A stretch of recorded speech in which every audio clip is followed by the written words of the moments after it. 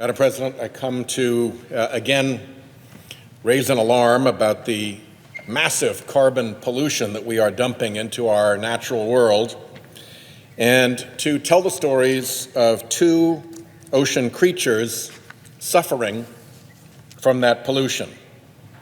Now, we may mock or ignore these creatures, these lesser creatures so far down the food chain from us, but we are fools to ignore the message of what is happening to them. Matthew 25:41 admonishes, "As you did it to one of the least of these, you did it to me." So we ought not mock and ignore these lesser species, because they also have a lesson for us, a warning. If we keep up what we are doing to them, it will soon enough be us that suffers. As Pope Francis warned, slap Mother Nature, and she will slap you back. So let's start, before we get to the two species, with an overview. First, it's not just these two species. The science writer Elizabeth Kolbert has warned that we have entered a sixth great extinction, the first and only great extinction in humans' time on the planet.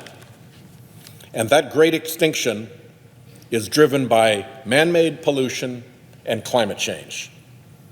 Scientists from around the globe have just issued one of the most comprehensive reports ever on Earth's biodiversity, and the head of that panel, Sir Robert Watson, summarized its findings this way. I quote him here: "The overwhelming evidence presents an ominous picture. The health of ecosystems on which we and all other species depend is deteriorating more rapidly than ever.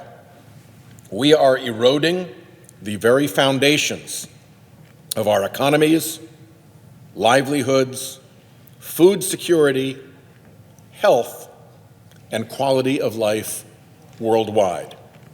End quote. The legendary David Attenborough warns that we face what he calls irreversible damage to the natural world and the collapse of our societies. He says, and I'm quoting him again here, "It may sound frightening, but the scientific evidence is that if we have not taken dramatic action within the next decade, we could face irreversible damage to the natural world and the collapse of our societies. And in all of this, we need to remember our oceans.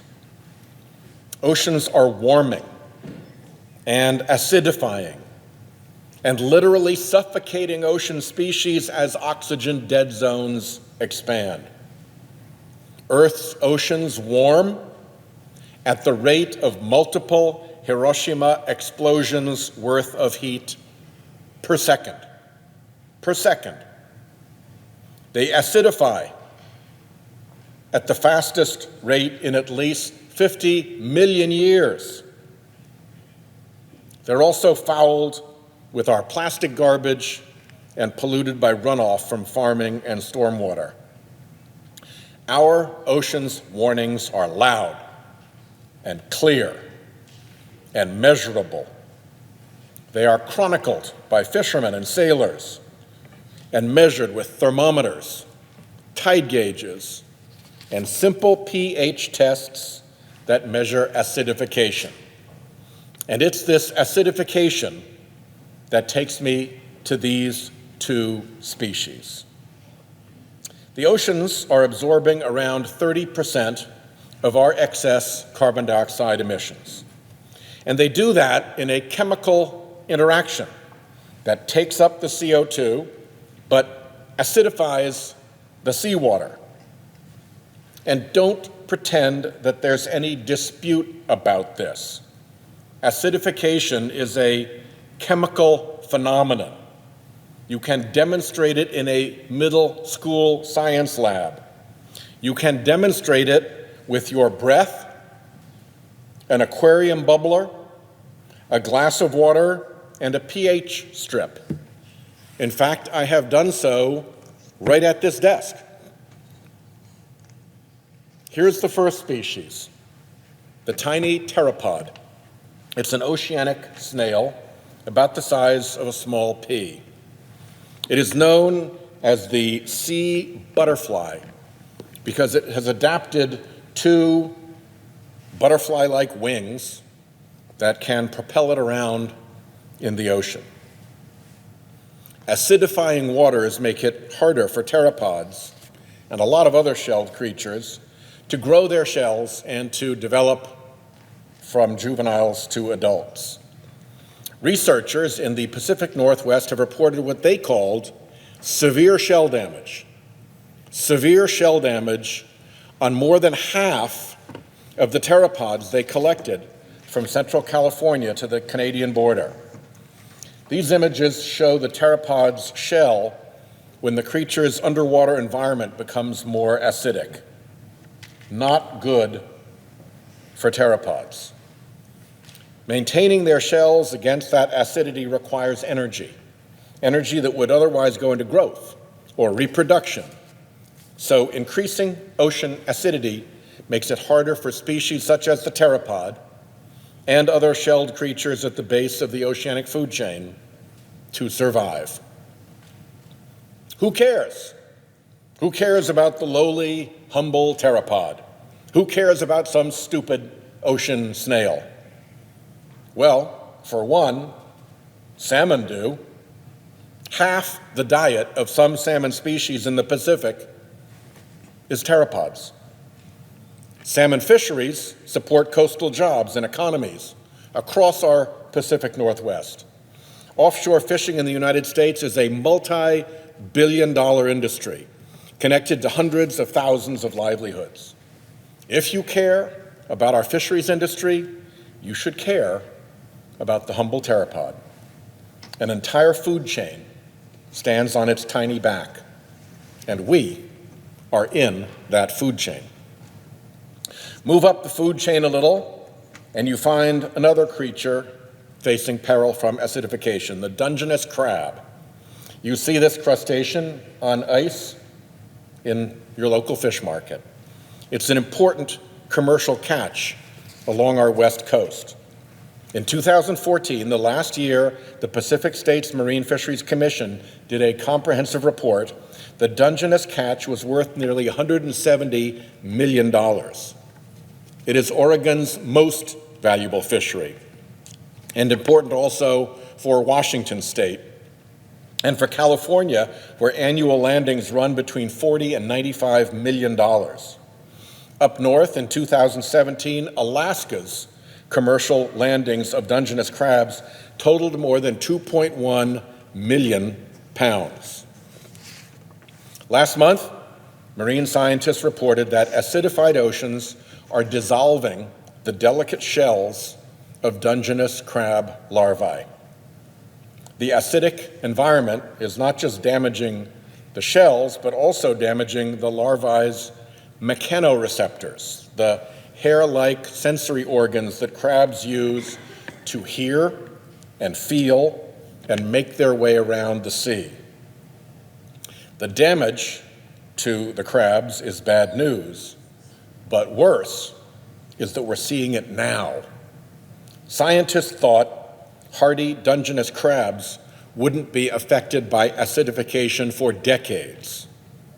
Richard Feely, senior NOAA scientist and co-author of the study, reports that, quote, these dissolution impacts to the crab larvae were not expected to occur until much later in this century, end quote.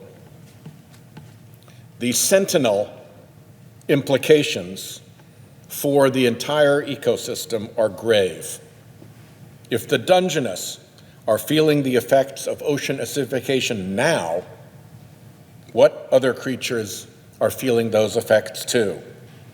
Another lead author of this study said, and I quote, if the crabs are affected already, we really need to make sure we start to pay much more attention to various components of the food chain before it is too late, end quote. And these concerns about the Dungeness crab and it happening too soon echo what scientists actually said of early findings about the pteropod. Oceanographer William Peterson, who was the co-author of an early study on the pteropod, said, and I quote him from that earlier study, "We did not expect to see pteropods being affected to this extent in our coastal region for several decades." So we are way ahead of schedule in terms of what scientists have predicted for ocean acidification outcomes for these foundational creatures in our ocean ecosystem. Together, the pteropod and the Dungeness crab send a common message, one echoed by a Rhode Island fishing boat captain who told me, "Sheldon, things are getting weird out there. And they're getting weird faster than expected. The rapid ocean acidification that we are measuring now and that we are causing now with further carbon pollution is nearly unprecedented in the geological record." Scientists look back to try to find historical analogs for what's happening. The closest historical analog that scientists can find for what they're seeing now in the oceans go back before humankind. There is no analog in human time. You have to go back before humans existed, back into the prehistoric record, back to the prehistoric great extinctions, back when marine species were wiped out and ocean ecosystems took millions of years to recover. That is the historical analog that best matches our current direction. In his encyclical Laudato Si, Pope Francis, who is a trained scientist himself, reflected on what he called the mysterious network of relations between things in life. In that mysterious network of relations between things, the pteropod and the crab larva give their lives to transmit food energy from the microscopic plants they eat that would be of no use to us, up to the fish that consume the pteropod and the larva, fish which we in turn consume, all in that great mysterious network of relations between things. What's happening to these two species is more than just an event. It's a signal. It's a signal of a looming global ecological catastrophe. Lesser species, species that we may mock or ignore, can sometimes be sentinels for humans, like the legendary canaries taken down into coal mines. When the sentinels start to die, it is wise to pay attention. What happens when in our arrogance and pride we refuse to heed the warnings from creatures so humble as pteropods or crab larvae? Well, remember why Jesus was so angry with the Pharisees. What was their sin? Their arrogance and their pride blinded them to the truth. The Senate, this supposedly greatest deliberative body, has blinded itself to the devastation fossil fuels are unleashing on our Earth's mysterious network. We careen recklessly into the next great extinction. Pope Francis says, and I quote him here, "Because of us, thousands of species will no longer give glory to God by their very existence, nor convey their message to us. We have no such right," he says. Indeed, we have no such right. So I come here today to challenge us to see the damage we have done, the damage we are doing now, today, to this mysterious network of life, this mysterious God-given network of life that supports us. I challenge us also to turn away from dark forces of corruption and greed, specifically the fossil fuel industry forces that have deliberately, on purpose, crippled our ability in Congress to stop their pollution. And I close by challenging us to heed the message of the humble creatures sharing this planet with us, the least of us, who share God's creation. They suffer at our hands. And in their suffering, they send us a message, a warning that we would do well to hear. I yield the floor.